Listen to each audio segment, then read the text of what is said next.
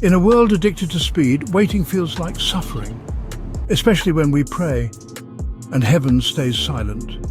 But what if the silence isn't neglect? What if it's the furnace of transformation?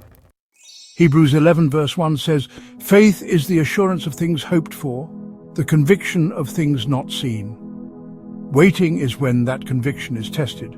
Will you trust God when the blessing hasn't come? Will you worship Him when the answer is still not yet?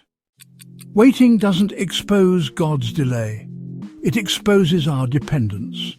And in that exposure, faith is forged. We think the promise will change us, but it's the process that breaks and rebuilds us. Spiritually, waiting pulls us into surrender. Mentally, it rewires our need for control. Physically, it teaches our bodies peace over panic. God isn't just preparing an answer, He's preparing you. You know, waiting is not just about passing time. It's about growth, about learning patience, and really about understanding our purpose. Sometimes it feels like nothing is happening, but in reality, every moment of waiting prepares us for what's next.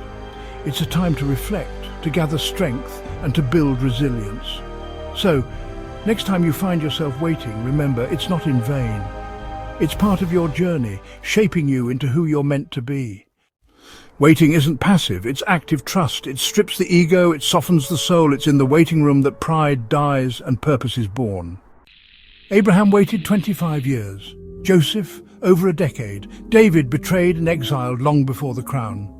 They weren't just waiting for a promise. They were becoming the kind of people who could carry one.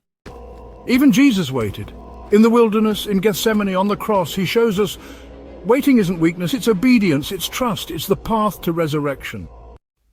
If you're in the waiting room of God, you are not forgotten, you are being formed.